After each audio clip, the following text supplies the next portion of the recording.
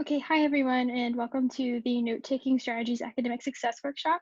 My name is Kayla VonBurg, and I am a graduate assistant for the Center for Student Success and First Year Experience with Academic Support Programs. Thank you for being here today. This is just going to be a brief overview of a few different note-taking strategies that you can implement into your own classes. So the first thing that I definitely need us to think about is how you currently take notes, right? Um, we're all sitting here in different majors. Something that works for me isn't necessarily going to work for you.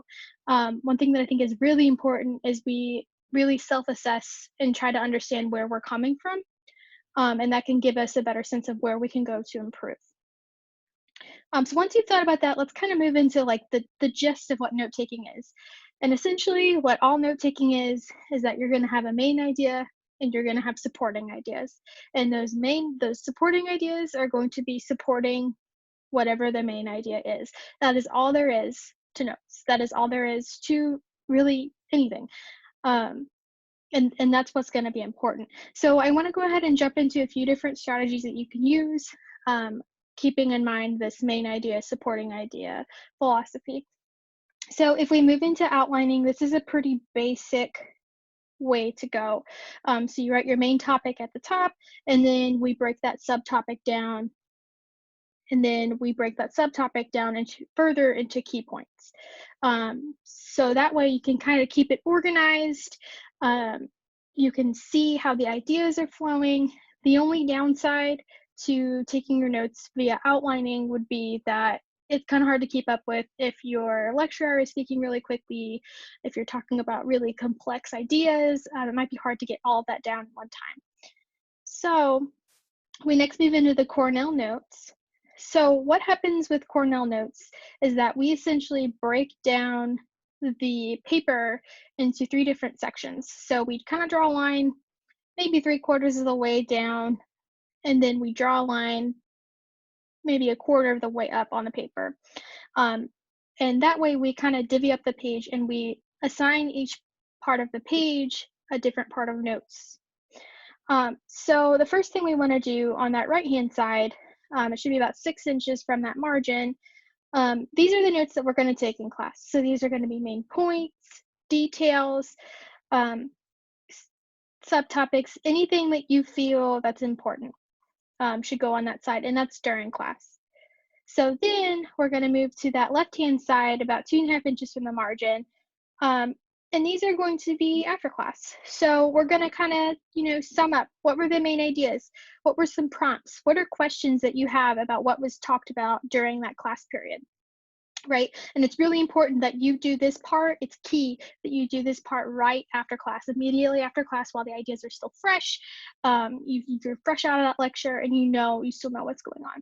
And then at the very bottom, we have a summary. Um, and the summary should be after class when you're studying. What you want to do is you want to either write a summary of the lesson, what were some of the main points, and then highlighting key ideas from that lecture. What's great about the Cornell Notes lesson method is that it really kind of gives you the opportunity to be an active learner.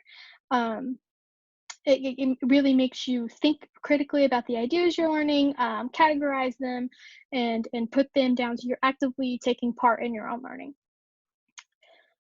We also have the mapping method.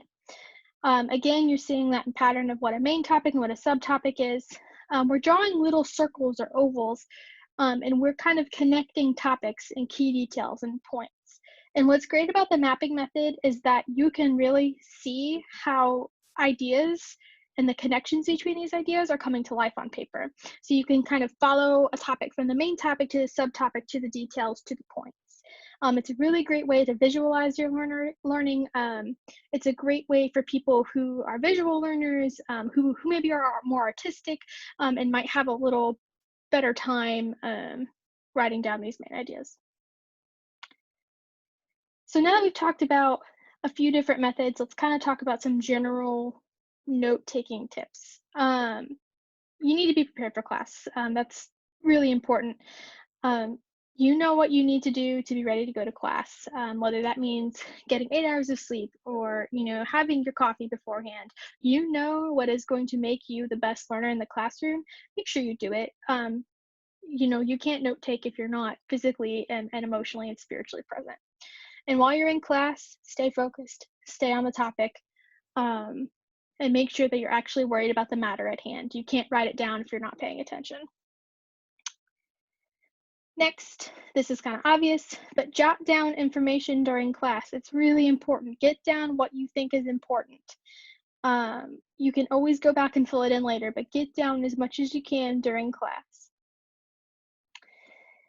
Obviously, after you need to review your notes, and not just like before you're studying for a test.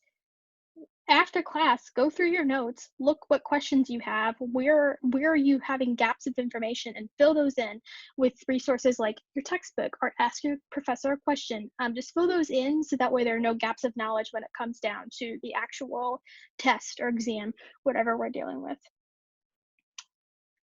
And then lastly, we want to create study guides from those notes. Your notes become the ultimate tool in order to study for your exams. So you can quiz yourself on what you learned in class. You can make a study guide from those notes, but use them to your advantage, and make sure you're using them to study for your exams.